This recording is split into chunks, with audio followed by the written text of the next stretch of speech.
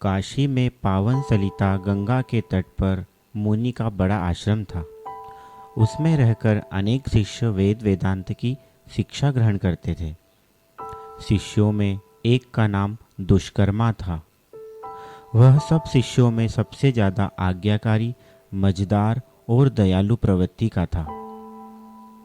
एक दिन उसके सहपाठी ने कहा, दुष्कर्मा, जरा यह श्लोक समझा दो, मेरी समझ में नहीं आ रहा, बड़ा ही कठिन है।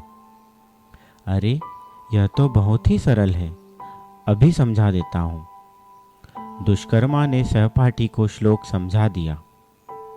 उसके सभी मित्र उसे दुष्कर्मा के नाम से पुकारते थे। उसे बहुत बुरा लगता था। एक दिन उसने मुनि से कहा, गुरुजी, मेरा कोई और नाम रख दीजिए, मुझे यह नाम अच्छा नहीं लगता। यह सुनकर मुनि मुस्कुराए। फिर उन्होंने कहा, ठीक है बेटा, पहले तुम देशाटन कर आओ, जब वापस आओगे तो तुम्हारा नाम बदल देंगे। दुष्कर्मा गुरुजी के चरण स्पर्श करके देशाटन के लिए निकल पड़ा। वह एक गांव में पहुंचा। वहां उसने देखा कि कुछ लोग कंधे पर एक शव को ले जा रहे हैं। उसने पीछे काफी लोग राम नाम सत्य है, राम नाम सत्य है कहते हुए चल रहे थे। दुष्कर्मा ने एक आदमी से पूछा, भाई, मरने वाले का नाम क्या था? उस आदमी ने कहा, जीवक। जीवक भी कभी मरता है? दुष्कर्मा ने हैरानी से पूछा।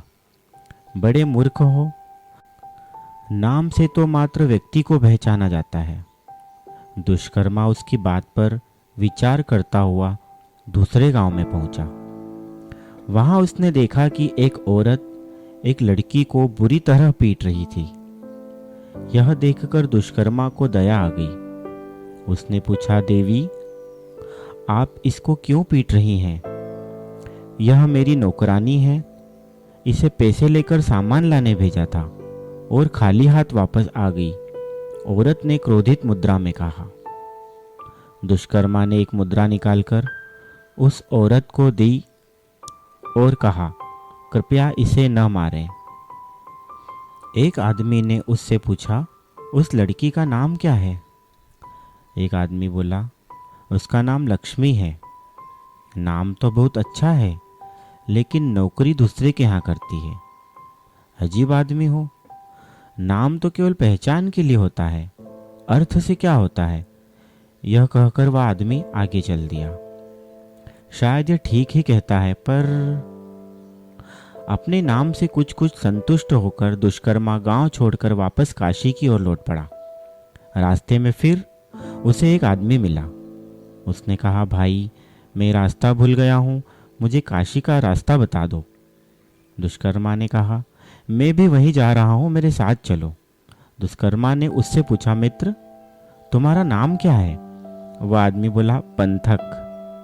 पंथक कहते हैं मुझे। पंथक होकर भी तुम रास्ता भूल गए?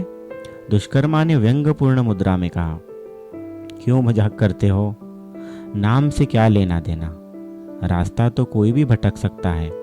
वह आदमी बोला, यह तो सबको पता है कि नाम से केवल आदमी की पहचान ही होती है। तुम ठीक कहते हो। आखिर मुझे यथार्थ समझ में आ गया। काशी पहुँचते ही दुष्कर्मा अपने गुरुजी के पास पहुंचा। क्या अब भी तुम अपना नाम बदलना चाहोगे? मुनि ने दुष्कर्मा से पूछा। गुरुजी, अब मैं समझ गया कि नाम से केवल व्यक्ति की पहचान होती है। मैं अपने वर्तमान नाम से ही संतुष्ट हूँ। दोस्तों, इस कहानी से हमें यह शिक्षा मिलती है कि व्यक्ति की पहचान उसके नाम से नहीं, बल्कि उसके गुण धर्म से होती है। धन्यवाद।